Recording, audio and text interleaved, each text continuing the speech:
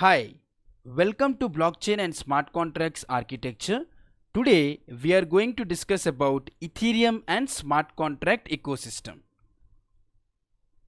So before we study about Ethereum and smart contract ecosystem, let us first try to understand that why do we need to learn Ethereum. Ethereum is one of the important application of the blockchain technology along with the Bitcoin. So what is the speciality of Ethereum is, in Ethereum you can actually try to store transactions along with the documents. Now what are those documents called as will be discussed later in the slides, but for the time being I would say that Ethereum has one important speciality, or you can say that it is having one unique speciality, and that is it can actually try to store documents. So let us see how this is going to happen in these slides. We at Odin School help you to continuously acquire new skills with all the latest technologies. Let me introduce about me. I am Prashant Sahu. I am a certified blockchain expert and Solidity developer from Blockchain Council, having a total 4 years of experience into this blockchain domain. I have been a speaker, a trainer and a guide to the latest technologies like blockchain and cloud. If you find this video useful, please like and subscribe to our channel for more such videos, playlists and tutorials. If you find this video useful guys, please like and subscribe to our channel for more such videos, playlists and tutorials. Now today's agenda would be, we will be discussing about the entire Ethereum ecosystem. So Ethereum ecosystem will be discussed today. Along with that, we are going to discuss about the rules of a smart contract and what exactly is a smart contract. And then later we will be discussing about what are the tools which are actually required to write the smart contract and then try to deploy it inside the blockchain.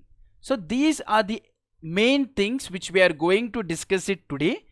So one is Ethereum ecosystem, and then the rules of a smart contract we are going to discuss, and then later I am going to show what are the tools which are actually useful to create this smart contracts and deploy it inside the Ethereum blockchain. So whatever we are going to discuss it today, it is all related to Ethereum blockchain.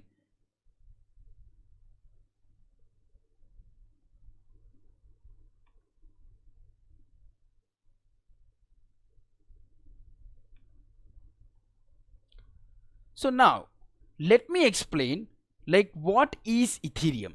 So before I explain what is Ethereum, so in my previous series I have explained about the future of cryptocurrency Bitcoin. If you have not seen that, please do go and visit the video where you will get to know the first application of the blockchain technology, that is Bitcoin. So there I have explained that Bitcoin's founder is Satoshi Nakamoto. Now Satoshi Nakamoto's identity is not revealed inside the Bitcoin blockchain. But here when we consider Ethereum, right? So Ethereum's founder is Vitalik Buterin. So he is the person. So his name is Vitalik Buterin.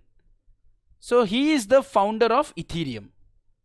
Now when he was at the age of 19, this person has actually found out Ethereum.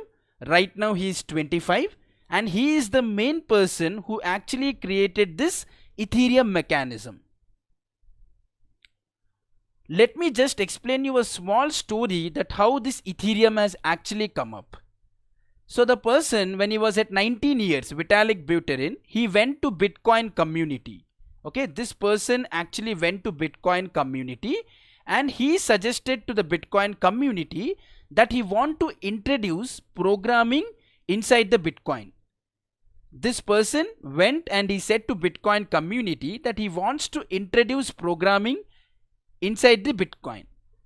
Then the Bitcoin community said that we wouldn't be allowing you to write any program inside the Bitcoin. The reason is, if you start writing program inside the Bitcoin, then maybe in the future there may be any issues which can come up on Bitcoin, and then it will ruin the entire system, so which we don't want you to do it.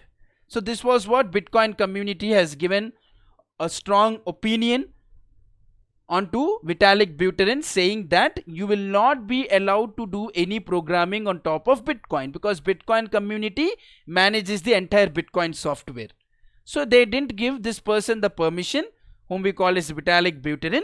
So now this person, as they were not allowing him to do it, so then he came up with his own concept, and that is how Ethereum was born. And Ethereum, it was evolved in the year around 2015. Okay, it has actually evolved, and from then on Ethereum also became very popular. Now the reason for becoming popularity, I mean to say why there is a lot of popularity related to Ethereum, is because of this one unique feature, that is what we call as the smart contracts. Now what are these smart contracts? I will be explaining little bit later, but the main speciality of this Ethereum is the smart contract, and Ethereum also has its own transactions, like how Bitcoin has its own transactions, right? In the same way here, Ethereum also has its own transactions. Now we call it as Ether transaction. We call this as ETHER, that is Ether transactions. Whereas in the Bitcoin blockchain, we call it as Bitcoin transactions. Now do Bitcoin support any smart contracts or any documents? No. Bitcoin supports only transactions. It doesn't support any other external documents or anything.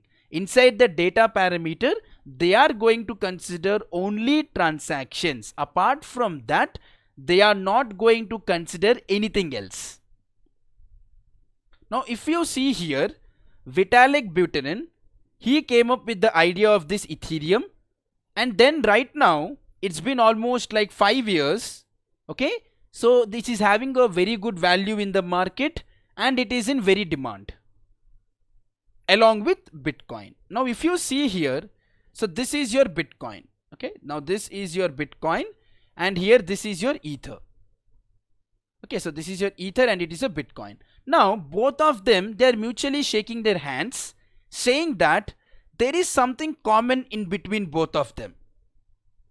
Now you need to identify that what is that which is common in between both of them.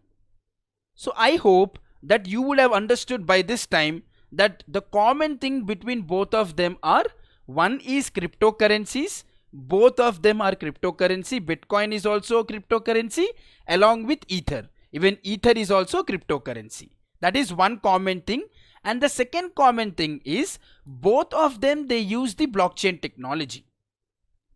Okay, both of them, they try to use the blockchain technology, and they use the properties of the blockchain technology. So what do you need to understand here is, maybe the functioning is different. Bitcoin may function differently, Ethereum may function differently. But the point here is, both of them, they use one common technology, and that is what we call it as blockchain technology. So this is one of the important things which you need to understand. So what are the two common things? One is the cryptocurrency, and the other thing is they are using the common technology, that is the blockchain technology. So I hope you got whatever I have said till now. So now what are the differences between both of them? Yes, now you said me that what are the similarities between both of them. Now I ask, like, what are the differences between both of them? So now you need to identify that what are the actual differences between these two coins. The very first thing is, your Ethereum, it supports transactions plus smart contracts, that is documents. Now whereas in the case of Bitcoin, it supports only transactions, but here you can store your transactions along with your documents. So this is one unique feature of Ethereum, and then this is a unique feature of Bitcoin. Now along with that, Ethereum's denomination is ETH, and Bitcoin's denomination is BTC. Bitcoin's denomination is BTC, Ethereum's denomination is ETH, that is ETH, and both of them are actually global cryptocurrencies. Okay, both of them are global cryptocurrencies. Bitcoin is also a global cryptocurrency. Ethereum is also a global cryptocurrency. So if I would quickly say that what are the common points between them, one is both of them are cryptocurrencies. Both of them use the one common technology, that is blockchain technology. And when we go to third part, it is the mining process is the same between both of them. Between Bitcoin and Ethereum, the mining is the same. Whatever mining mechanism they are trying to use it. And then later, I would say that both of them actually try to use one common functionality, and that is nothing but it is your blockchain functionality. Coming to differences, like Ethereum supports both your transactions along with your documents, and whereas Bitcoin supports only transactions, it doesn't support anything else. Okay, denomination is different, one is ETH, another one is BTC. So I hope you have got like whatever I have explained from this particular slide, and the person who have identified here is Vitalik Buterin. It is not like Bitcoin whose identity is not revealed. In the case of Ethereum, his identity is revealed, and he is the person whom we call it as Vitalik Buterin. Okay, so let me go ahead with the next slide.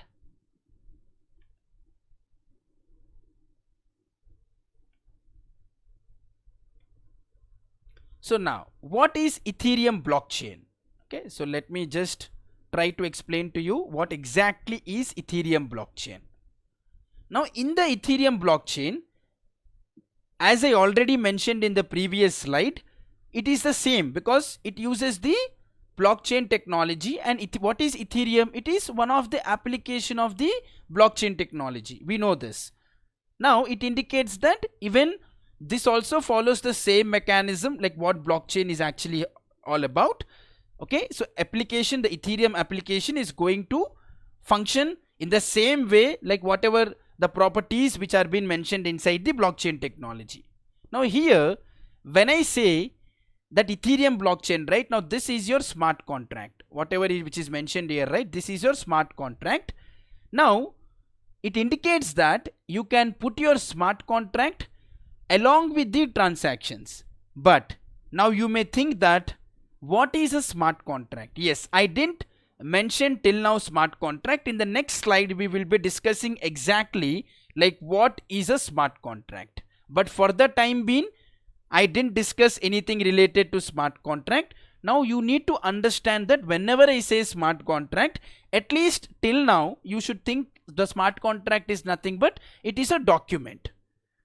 It is a document. That means what I am trying to say is along with the document you can also store your transactions. Now you may think that what type of transactions are present inside the Ethereum blockchain? You may think that like, can I put here Bitcoin transactions? Then I would say that no, it is wrong, because this is not a Bitcoin blockchain where you can put your Bitcoin transactions.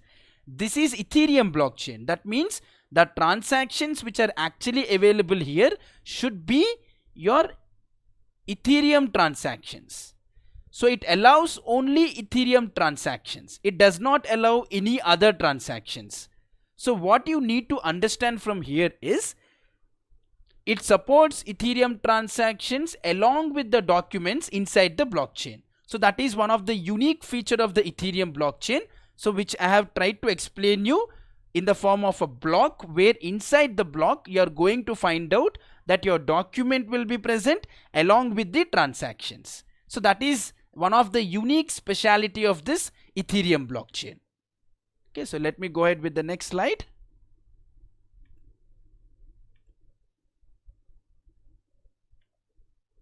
Yeah, so now let me explain you about a traditional contract, like what actually happens in a traditional contract. So in the traditional contract, what happens? Let me say, I will just explain it with a use case so that you can understand it very clearly when we go to smart contract. But let us first try to understand how the traditional contract works and then how the smart contract is going to play a vital role. So now when I say a traditional contract, Now what does that indicate? It says, let me say that there are two parties. Okay, let me say I want to construct my house. Now when I want to construct my house, what am I going to do? First thing is, I will find a contractor. I will find a contractor who can construct a house for me. So let me just explain you that on the whiteboard. I think it will be very clear for understanding. Okay, so let me just put it in a white paper. Yeah. So now I say that, let me say, so there is a owner. So let me say that you are the owner and you want to construct a house, and at the other end you need to find out your contractor. Okay, so this is something which we actually need to do. So now you propose your project, to your contractor, right? So you found the right contractor, and then once your project is being proposed, then your contractor accepts, saying that yes, I am going to work for your project and I am willing to do it. So ultimately, once your contractor says, then as a owner, what you do is you try to prepare a contract. Okay, so you try to prepare a contract between you and your contractor. Okay, so between you and your contractor, what we are going to do, we are going to form some contract. Now inside this contract, what you are going to write based on the, like, let me say the payment, the commercials, and at the same time you are going to talk about how, like, when the contractor is going to complete it, and if he runs away in between, then what is the condition which we need to apply. So this is all clause and everything which are going to put it in this contract. And then what is going to happen? So as a owner, you are going to sign, and at the other end your contractor is going to sign. So now who is going to verify this contract, whether it is the right contract or not? Again you go to any law agency, right? Again you go to any law agency, and then you find out that whether, that means you do a litigation for this, right? You just make sure that there is attestation of the judicial department, and then what you try to do, you try to implement this contract. This is traditionally we do. So while doing this process, it takes a lot of time. Let me say sometimes it take around 1 to 2 months also. Yes, it takes around 1 to 2 months for you to complete this entire process, go there, try to do attestation, and then at the same time all the rules, whether it's been implemented appropriate or not. So all these things, clauses, whether you have mentioned it appropriately or not. So this is a very tedious task, if I would say. You need to keep on going to court and then make sure that everything is appropriate. Otherwise the advocate who is going to put his stamp on top of it, or a respective court, then they have to make sure that everything is appropriate. Otherwise they just can't put a sign or a stamp on top of it. So that's again a big issue. So it takes a lot of process. Now for this process itself, it takes you more than 1 to 2 months, and then once this contract is completed, then your contractor will start doing the project. Then this contractor will start doing the project for you. Now meanwhile, let me say if everything is going fine, then that's okay, then there is no issue at all. Let me say if the contractor runs away, he has done only little bit of work and you have given him some amount of money by trusting him little bit, and then later he runs away. Then what is the scenario? Then how you are going to find him up? So that's again a big deal, because you have already given him the money, and you are all, like, I mean to say, like, you have given extra money to him believing that he is going to do a good work, but later we came to know that the contractor have ran away. Next day we came to know that he is no more available, so he's just left the place. So then what will be the scenario in that case? So ultimately you may go to court and you may file a case, but if you see ultimately who is the loser, you are the loser as a owner, because your money is lost. Along with that, your project is not completed. You need to again find out a new contractor, and on top of that there is a case which is going on top of this contractor, because which you have filed. And this is actually a very risky thing, guys. It's very tedious. That means every time you have to keep on moving, then only the things will start. Otherwise it will not start on its own. So there are many problems related to traditional contract, like what I have explained it right now. So now let me say, if I remove this traditional contract, is there any such new concept which I can implement it, and then as a owner I can be little bit happy, okay, that this method is working really well to me. So rather than using a traditional contract, it is better for me to go ahead with a new concept. So is there any such concept in the market? Yes, there is a new concept which I am going to discuss it right now.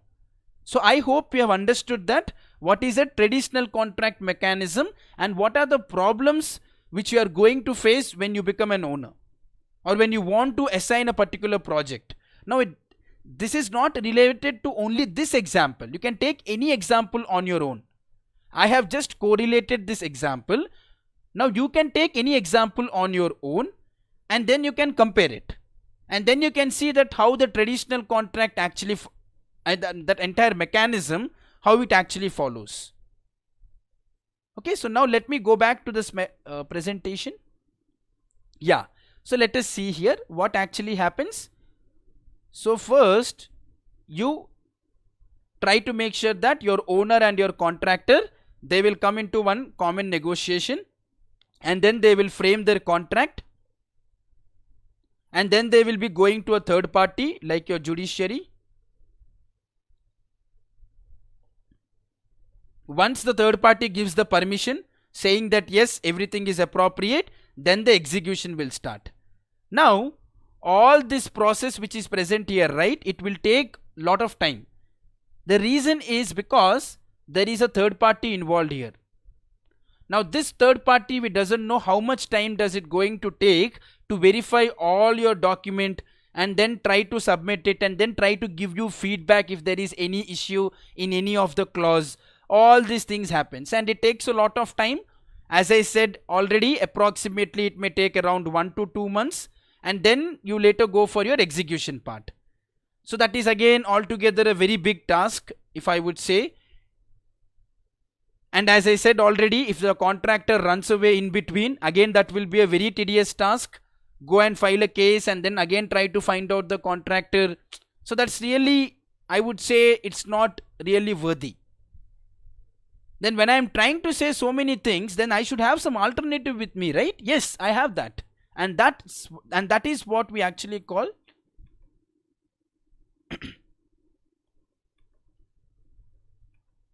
a smart contract.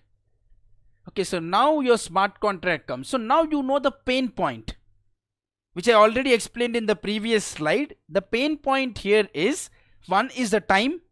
Okay, so let me just mention here what are the pain points which we got to know. One is your time. It takes a lot of time and there is no clarity that when the contractor runs away, if he takes away my money, let me say I have given him the money and then there is no proper clarity and then the contractor runs away on that respective day, then I don't know what I need to do. I need to go and again file a case, and that's again a big issue. So now I want to implement a smart contract. Now before I say that I want to implement a smart contract, let me say you what exactly is a smart contract. Smart contract is nothing but it is a set of rules and regulations. Now when you are in an organization or when you are in your academics or maybe in your college or university, you have certain guidelines or you can have certain rules and regulations which every one of you need to follow.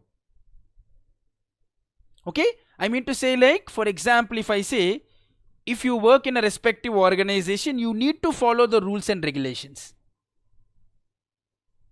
So if you follow these rules and regulations, then only everything will be appropriate. So in the same way, in the smart contract, right, what I am going to do is I am going to make sure that I want to enforce certain rules and regulations into this smart contract. So then the smart contract will try to follow these rules and regulations. Now what type of rules and regulations can I write? So here, for example, if we take the previous example where I am the owner and I want to construct a house and I want to dedicate this project to a contractor. Now how I can write the rules inside a smart contract? I would say, let me say that if my house, okay, whatever house, let me say if my house is constructed, okay, if my house is constructed, let me say if my house is constructed on time, then pay the amount. Okay, if my house is constructed on time, pay the amount to contractor address. Okay, here the contractor address will come. Then else, you can put else, don't pay. Okay, now what is going to happen? Inside your smart contract, you are going to put an important rule, and that rule here is, let me say, if your house is constructed on time, then immediately the money should be credited to smart, I mean to say that contract, whoever is doing my project, right, contractor, to his address, the money should be credited. Else, if he is not doing it, don't pay him even a single penny. Okay, so this is how you can actually try to design your smart contract. Now here, you don't need to go to any third party, maybe a judiciary or anything. Then why am I saying that you should not go to any third party? Is because this smart contract which is present, it will sit inside your blockchain. Okay, this smart contract will actually sit inside your blockchain. Now when I say that this smart contract will sit inside the blockchain, now what does this indicate? It clearly indicates that no third party or no intermediary or nobody can come and attack this, because it is present inside the blockchain. And what is one of the important property of the blockchain? It is immutable. Immutable means the data which is present inside the blockchain, it can't be changed. Okay, it cannot be changed by anybody. So now as it is present inside the blockchain, so you don't need to go for any third party and say that, hey, please try to attest this so that it will become a legal document. Not required. So already as it is present inside the blockchain, and we know that nobody can tamper the records, so it is in a safe locker. So you don't need to worry about it. Now first thing is what? We are conserving our time, which we already found as a pain point when we consider the traditional contract mechanism. But here this is not the pain point, because designing the smart contract will not even take hardly 1 day. Within half a day you can write your smart contract, and once the smart contract is designed, your both the parties, that is owner, okay, your owner and as well as your contractor, both of them, they are going to first mutually understand what is the project requirement and everything. Later then they will design a smart contract, and then both of them, they are going to sign on the top of this smart contract, and then this smart contract will be kept inside the Ethereum blockchain. Okay, so whether it may be Ethereum or a Bitcoin blockchain, whatever blockchain it may be, but as they are using the blockchain technology, so they have to follow an important property, that is immutable. Immutable means the data which is present inside the blockchain, it can't be tampered by anybody. That is one of the most important point which you actually need to understand here. And then later what happens? Execution starts. So one thing is, you are conserving the time. In the traditional one, it takes 1 to 2 months, whereas here within 1 day you can complete your smart contract process, and then from the next day you can start working on your project. Whatever project has been assigned, you can start doing on top of it. First thing. Now second thing, you are not directly involved to your contractor. Okay, you are not directly involved with your contractor. Now let me say, if your contractor comes and asks you that I want to do certain task, please give me money. No, this you didn't prescribe it before. When I was writing the smart contract, it was prescribed very clearly that we need certain material, but right now we are trying to come and say that I don't want this material, but I want another material. In that case, I can't do anything, because already I have kept it inside the smart contract that you will be asking me amount this much rate. I gave you enough time, but right now if you ask me, I can't give. And if you stop your project as a contractor, anyhow you didn't get the payment, so you will never get it. Because what the smart contract is going to do is, if it is completed on time, then only it is going to initiate the amount. Even the owner can't do that. So owner what is going to do? whatever contractor's budget is present, right, that will he's going to put that money inside the smart contract. Now smart contract takes care of it. That's the reason we call this as this smart contract, not a traditional contract. So this contract behaves in a smart manner and it tries to analyze everything based on the amount of work. Now the owner, when he goes and he clicks on approve button, saying that yes, the owner is satisfied with the work what the contractor has done, then he clicks on this approve button, immediately the money will be credited into the contractor's account. This is how your smart contract works, where you are going to write your rules and regulations in the below way. If you would see here, I mentioned here very clearly that if the house is constructed on time, then only you are going to pay the amount to him, else you are not going to pay. So these rules you are going to enforce it inside the smart contract, and then the owner is going to make sure that the contractor will start doing the work within the next day, because it will not take much time to design a smart contract, and you don't need to go to any third party or intermediary in this case. Now along with this, what is going to happen, let me say that now once this task is completed, now if the contractor who is present, right, if he again comes and asks the money to owner, then owner will say that already I have created a budget for you, please try to do within the budget, because if you exceed the budget also I can't do anything, because I already prescribed the budget inside this smart contract. Now I can't go inside it and I can change it, right, as you know that it is immutable, and even the contractor can't change it. So as it is immutable, so please try to make sure that the budget, whatever budget I have allocated previously when we discussed, with that budget only we have to go ahead. If you increase your budget also, that will ultimately be your own problem, because in the smart contract I have already kept the prescribed budget.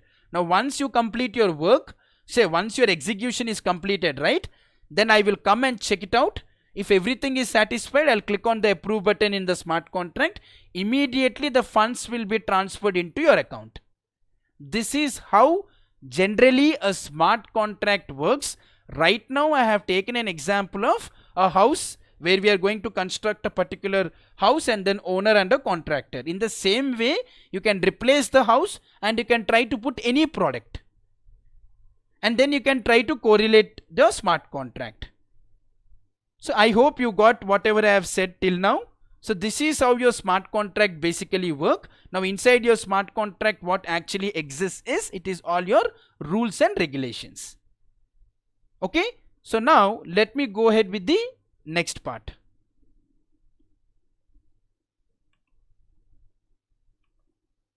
Yes, now what is this gas?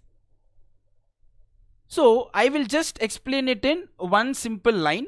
Gas is nothing but, let me say, if you want your vehicle to run, okay, if you want any of your vehicle to run, so what will you do?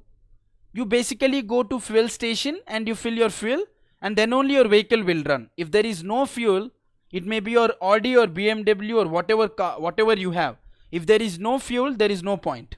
In the same way, if you want your Ethereum blockchain to run, this gas plays a very vital role. Okay, this gas actually acts like a fuel.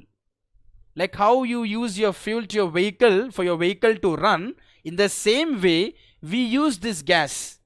Okay, we use this gas mechanism in the Ethereum blockchain so that we can run this Ethereum blockchain. If there is no gas, forget about the Ethereum concept.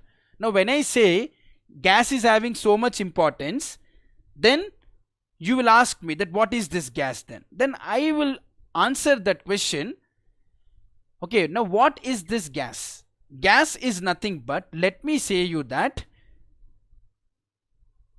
if somebody tries to create his own program in the Ethereum blockchain in his own style. Okay, let me say, if I don't put any restriction and if you try to write any program on top of Ethereum blockchain, then what is going to happen? Somebody may come up with a bug. Okay, somebody will come up with bug inside the code. Now how to stop this candidate? Let me say there is a person who wants to implement a bug inside the Ethereum blockchain. Now how am I going to stop this person? So here what is going to happen is bug in the sense, let me say if somebody runs an infinite condition. Let me say if somebody runs an infinite condition inside the Ethereum, then Ethereum network will be, okay, whatever Ethereum network which is present, right, it will have a long impact. Okay, it will have a very great impact. If I would say if somebody runs an infinite loop inside the Ethereum blockchain, it is going to disturb the entire network. So this is one of the important thing. Now if you don't put some conditions, then what is going to happen? The other person may come up and he can run an infinite loop on top of Ethereum blockchain and the entire system will get disturbed. So in order to make sure that nobody would actually try to come and they write it in their own style, so Ethereum community implemented this gas concept, saying that whosoever is going to write the program, okay, whosoever is going to write the program inside the Ethereum blockchain, they will be charged. They will be charged in terms of gas. Whatever you are going to write it down, you will be charged for whatever you are going to write it down inside the Ethereum blockchain. Now what is this charge? Now I have done programming in Java, C, C Sharp. I have never been charged. But right now why you are saying that I will be charged when I write Ethereum blockchain? Yes. Only reason is, as this is a very crucial blockchain, so if somebody runs an infinite loop, then that will become a very big problem.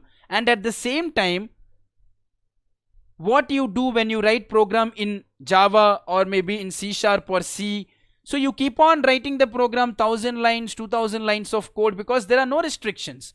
But here, as you keep on writing more number of lines of code, then you will be charged. As your lines keeps on increasing, right? When you keep on using different operators, every time you need to pay gas. Now what is this gas? Gas is nothing but this gas gets converted into ether. This gas, it gets converted into ether. Then you may think that why didn't they put ether directly? Why did they introduce this gas concept? So I would say that they have introduced this ether concept because, I mean to say they didn't introduce this ether concept is because, let me say today you are writing a program.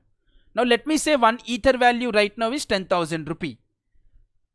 Now you have completed half part of code today. Now tomorrow when you want to write a code again, so now what you are going to do?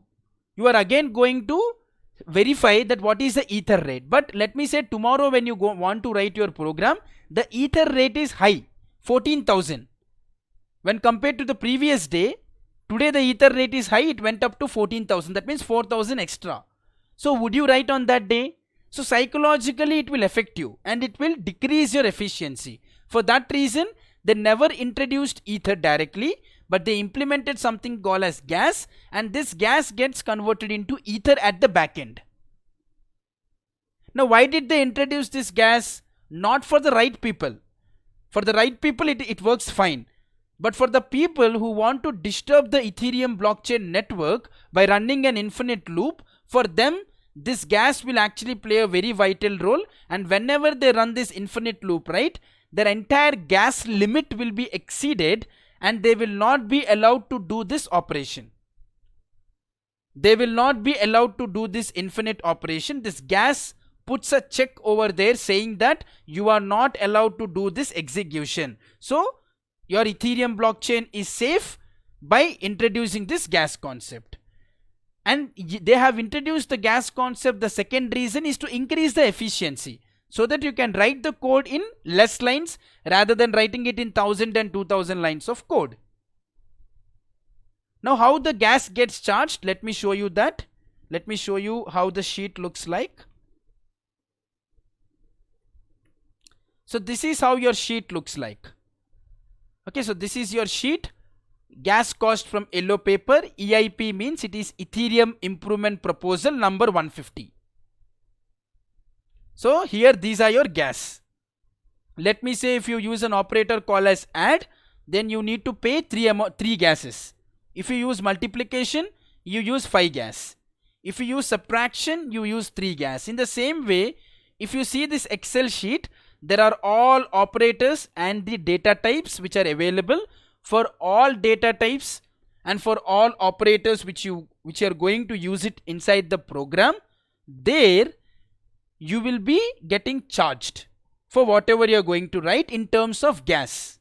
Now it is very minimal. The cost is very minimal if you are trying to do it appropriately. Now I will show you that value in the presentation. See here. Now let me say, if you add or subtract two integers, okay, if you do this program, let me show it here. Okay, so now let me say that you are going to do add or subtract, right? What is the gas required? 3. Now from where did I get this? From the Excel sheet. If you see your Excel sheet, right, what is the gas? It is 3. Okay, so now again if I go back here, so gas is 3. Now if you convert, what did I say? At the back end your gas gets converted into ether. Now it is very less. And when you compare this to your US dollars, okay, I mean to say when you convert that into USD, see here, it is low amount. Because you are doing it one time, that's not a big issue. But let me say if you use this add or subtract 1 million times, if you use this 1 million times, this is the amount of ether which is being charged, and then you will be charged approximately 26.55 USD. Let us say it is $30. If you convert that into INR, it will be 2400 rupee.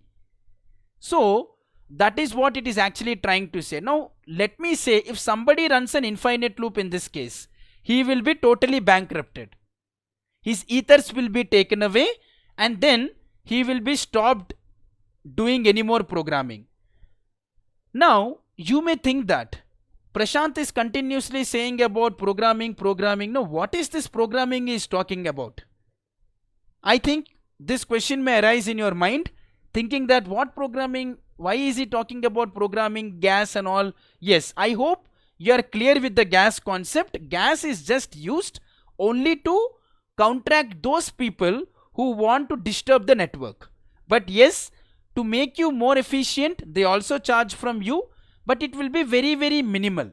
If you try to do everything appropriately, the cost of gas will be very minimal.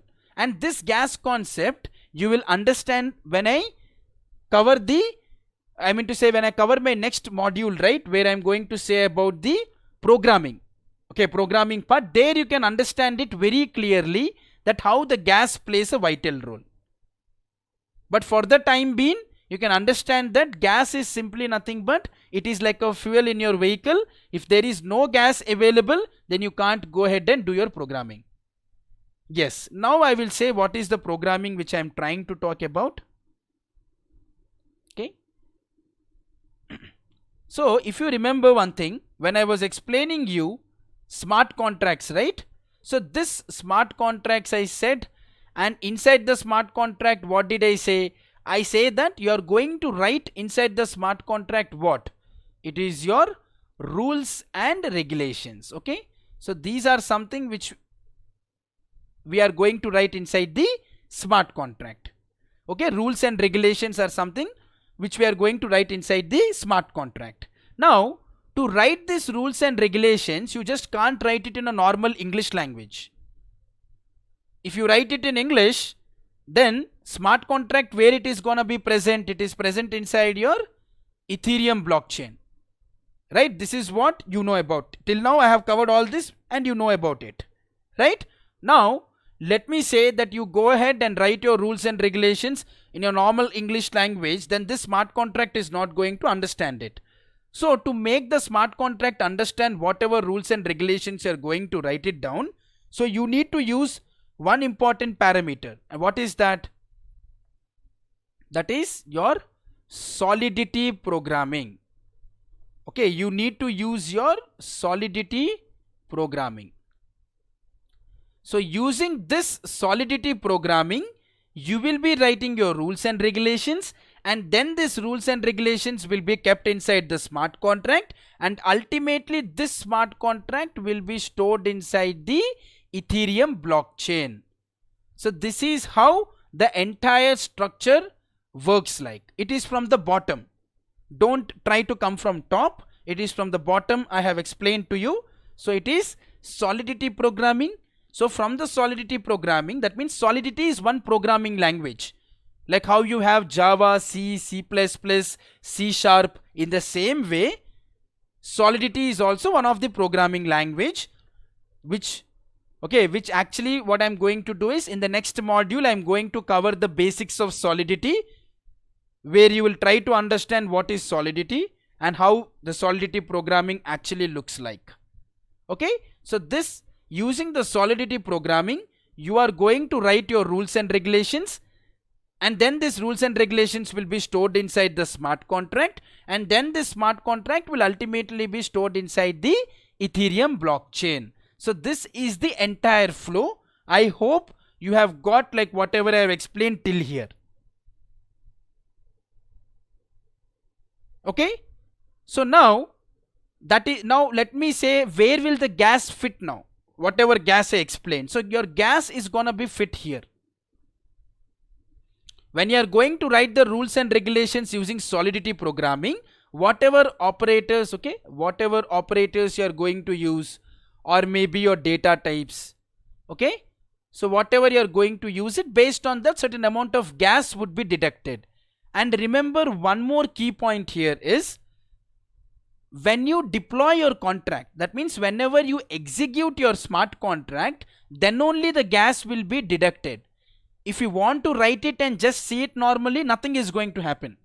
No gas will be deducted. The moment you go ahead and try to deploy or execute your smart contract, then only the gas will be deducted. Otherwise, the gas will never be deducted. Okay, this is one of the key points which you need to understand. In order to write rules and regulations, the gas is required. Now if somebody tries to do any mischievous things like running an infinity loop, it will stop him here itself. It will not make him go to smart contract level. It will say that your gas limit has been exceeded, and then you are not allowed to do any executions. So it will stop him. But if you are doing everything appropriately, then what is going to happen? The moment you deploy your smart contract, then immediately what is going to happen? Your gas will be deducted, and then that at the back end, it will be nothing but it will be directly impact your ethers. Your gas at the back end will be deducted in the form of ethers. Very minimal amount if you try to do it normally. Anyhow, I will show you that in the programming part. When I am going to explain the programming part, you will see when I am writing the Solidity programs. Okay, and then ultimately this smart contract will be stored inside the Ethereum blockchain. So this is what I have explained it till now. I hope you have understood till here. So now let me explain you what are the tools which we actually require to write the program. Now when I say we have to write the Solidity programming, right? Now when I say that we need to use this Solidity programming, now where do I need to write it? When I say Java, you say Eclipse. When I say C Sharp, you will say that Microsoft Visual Studio. When I say Python, you will say Anaconda. These are all IDEs where you can write it down. But for Solidity also there should be some IDE, right? One of the very good thing here is you don't need to install anything. You don't need to install anything here. What you actually need to do is, okay, you just need to have an active internet to do the programming, Solidity programming. Okay, you need to have just an active internet. If you have active internet, then you can do, because it is a web browser based IDE. Okay, this is a browser based IDE which we are going to use. Now let me show you that practically what are the tools which you actually require to write the programming, so that you can be ready for the next part when I am going to explain the Solidity programming part. Okay, so let me show you that how to set up the IDE tool. Okay, you can use any browser. Okay, you can use any browser. Let me say I am using MetaMask. Okay, so let me say I am using Firefox. Okay, I am using Firefox now. You may use Google Chrome or Firefox, it all depends on you. Now basically I try to use Google Chrome. Now as everything is set up in my Google Chrome, so I want to do it in Firefox so that it will be fresh. But if you are comfortable with Chrome, you can do it on the Chrome, or else you can do it in the Firefox. So it all depends on you, like what browser you want to choose. Okay, so now let me go and make sure that I click on Remix. Okay, Remix Ethereum IDE. It is your Remix Ethereum IDE. So just click on Remix Ethereum IDE. So if you will see the first link, you will see the first link as Remix Ethereum IDE. Okay, so just click on this Remix Ethereum IDE. So once you load your Remix Ethereum IDE, you would see a interface like this. Now what is actually present inside it will be discussed in the next module, but not right now. Okay, but for the time being, I am just giving you a small introduction related to what is the IDE tool which we are going to use it, so that you will be ready when we go for the Solidity programming. So this is what I call it as Remix Ethereum IDE. This is how your UI looks like. Now along with this, okay, this is a Remix Ethereum IDE where you are going to write your Solidity programs, where you are going to create your own smart contract here in this Remix IDE, and this works with an active internet. You don't need to install anything. If you have an active internet, then you can use this Remix Ethereum IDE without any hesitation. Okay, now let me go ahead with the next tool, with one more important tool which you need to use. Now what is that tool? So I would say that it is MetaMask. Okay, it is your MetaMask. And this MetaMask extension which is present here, right? Now this MetaMask extension is available for both Firefox as well as to Google Chrome. Okay, you have both. For Firefox as well as to Google Chrome, you have this an extension. Now why I am trying to do in Firefox? Because already in Google Chrome I have the extension. Now whatever I am going to explain you in Firefox, right, you can do the same in the Chrome. Only thing is the browser will be different. That's it. Nothing else will be different. The entire process will be the same, whatever I am going to explain it right now. So what I am going to do, let me just click on this MetaMask, get this extension for Firefox. Let me just click on it, and then I have something called as here Add to Firefox. Let me click on this Add to Firefox button. So then let me click on this Add. So here if you could see, there is a fox symbol which came up. Okay, there is a fox symbol. Now once this fox symbol is enabled, just give a minute time or half a second of time so that it will load. Okay, it will take some time and it will load you the pop-up, and then later I'm going to explain you that what are the steps which are being involved there. Okay, so let me, if you want, you can just click on this.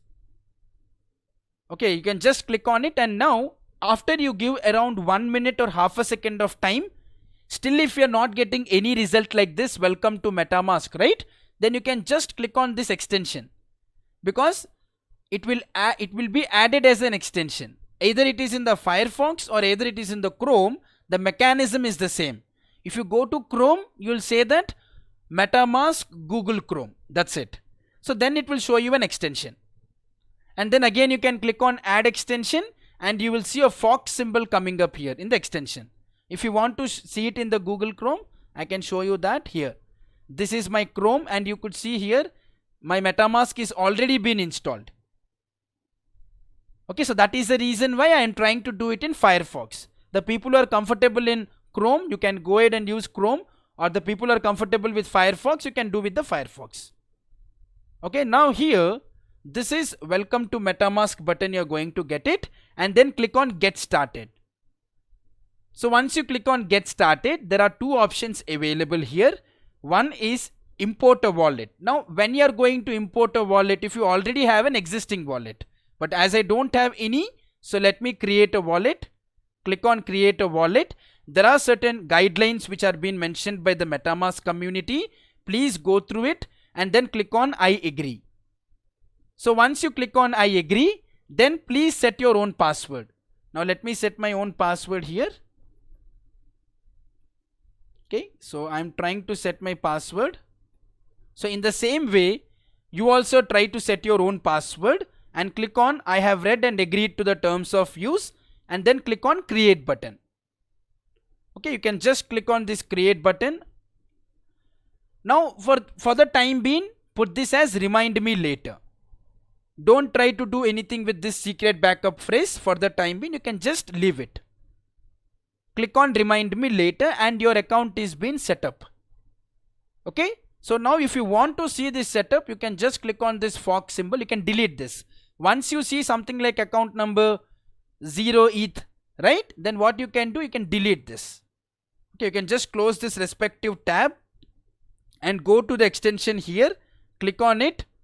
You see that your account will be present. Here there will be main Ethereum network and there is buy and send, and then it will be like 0 ETH. That's it. ETH is nothing but what? It is a denomination for your Ethereum, which I have already explained in the slide. Right, when I was explaining the presentation, then I have already said ETH is nothing but it is a denomination of Ethereum. Okay, these are the two environments which should actually be present in your system before we enter into the next module. Okay, so here this is the main MetaMask part which you actually need to set up. Along with this MetaMask, you need to set up your Remix IDE also.